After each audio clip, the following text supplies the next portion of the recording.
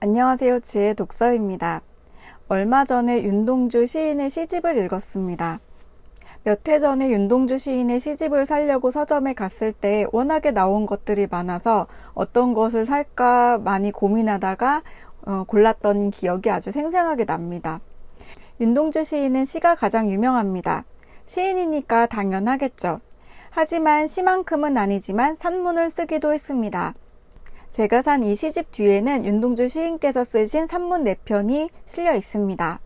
오늘은 이 책에 대한 소개라기보다는 그 산문을 읽어드리려고 합니다.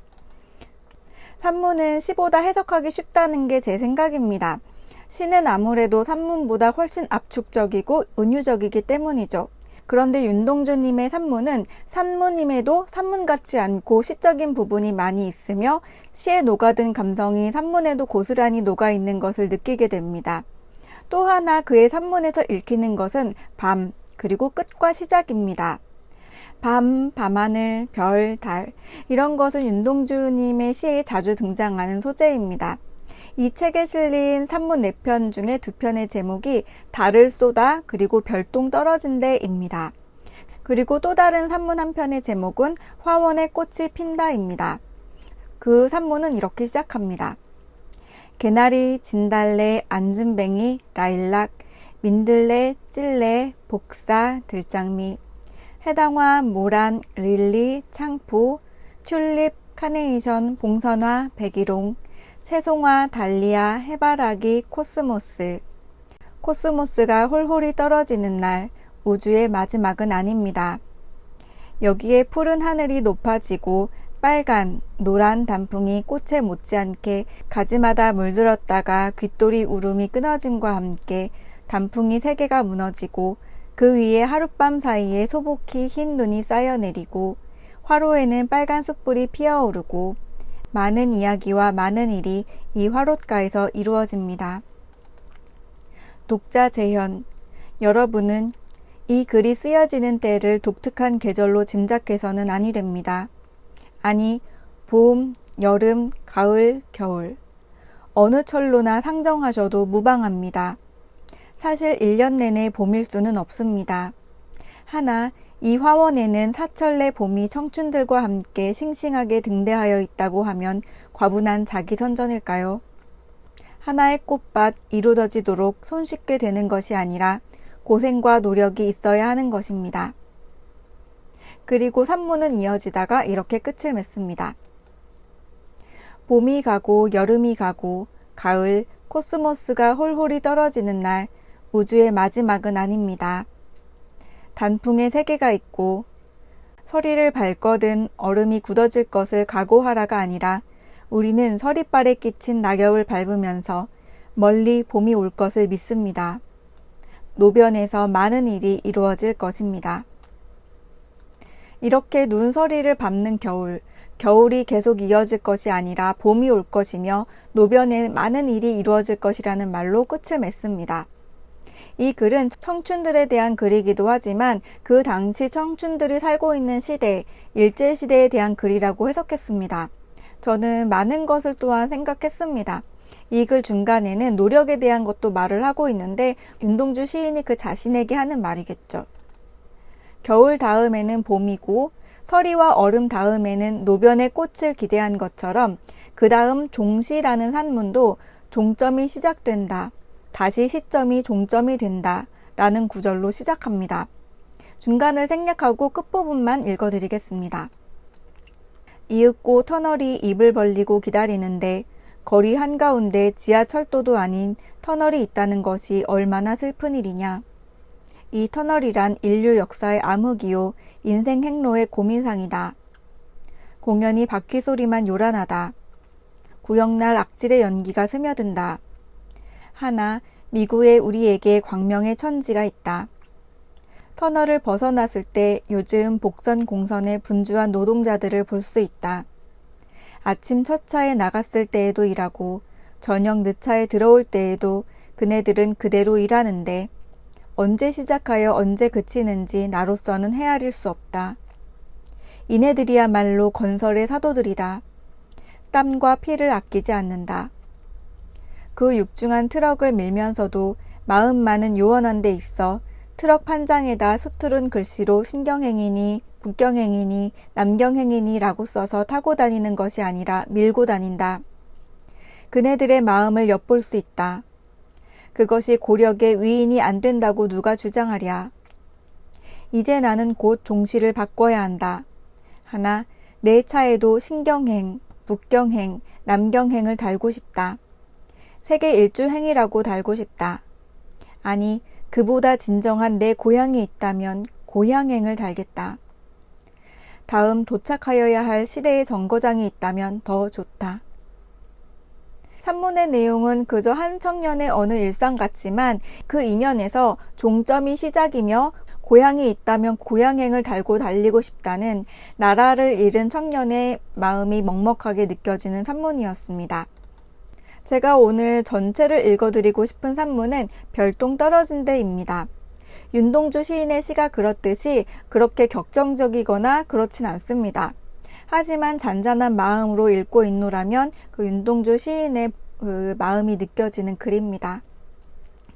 그리고 이 산문을 읽어드리기 전에 이 영상을 끝나기 전에 우리나라 3.1운동 100주년과 광복 74주년을 진심으로 기쁜 마음으로 축하하고 이 광복을 위해서 피땀 흘리신 독립투사, 애국지사 여러분과 그리고 이름을 남기지 못한 채 많은 노력을 해주신 모든 분들께 너무나 감사하다는 말씀을 남기고 싶습니다.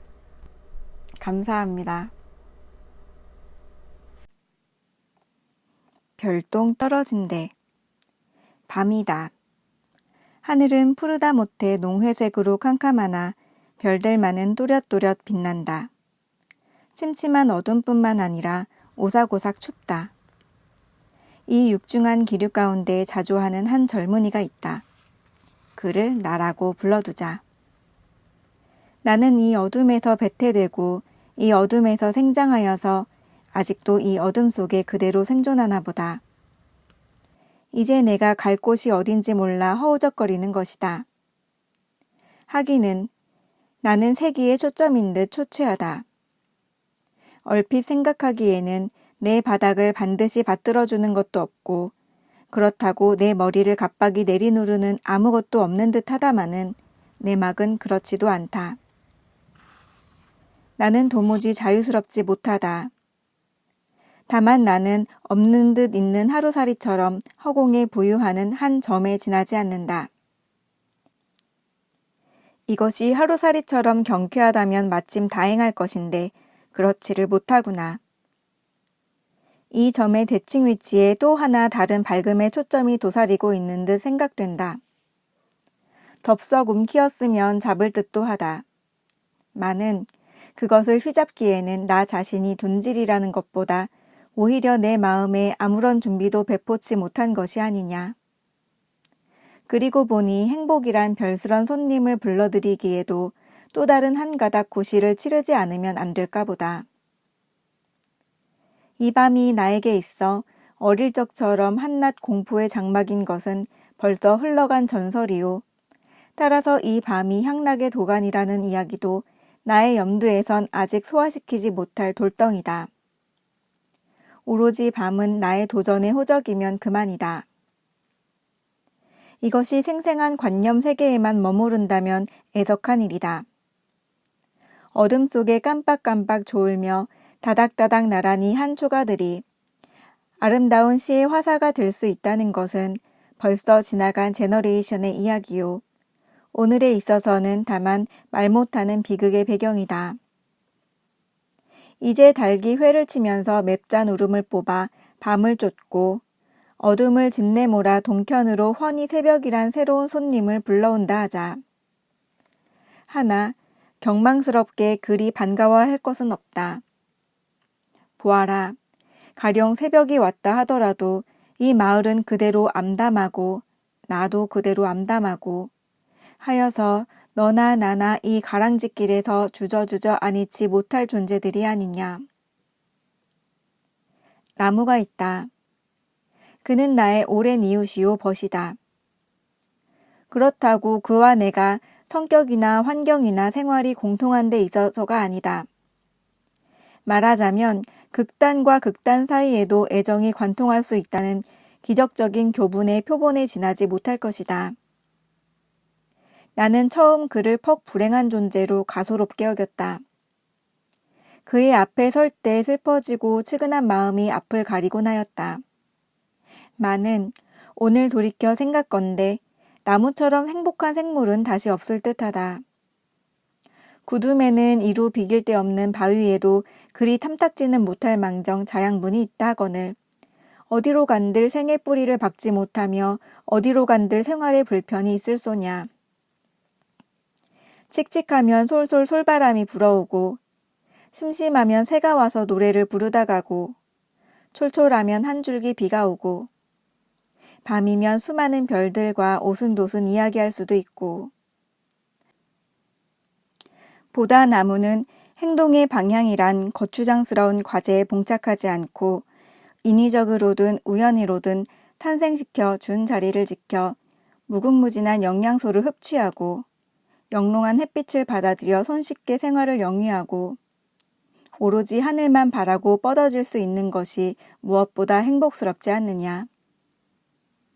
이 밤도 과제를 풀지 못하여 안타까운 나의 마음에 나무의 마음이 점점 옮아오는 듯하고 행동할 수 있는 자랑을 자랑치 못함에 뼈저리는 듯하나 나의 젊은 선배의 웅변이 왈 선배도 믿지 못할 것이라니 그러면 영리한 나무에게 나의 방향을 물어야 할 것인가? 어디로 가야 하느냐? 동이 어디냐? 서가 어디냐? 남이 어디냐? 북이 어디냐? 알아. 저 별이 번쩍 흐른다. 별똥 떨어진 데가 내가 갈 곳인가 보다. 하면 별똥아, 꼭 떨어져야 할 곳에 떨어져야 한다.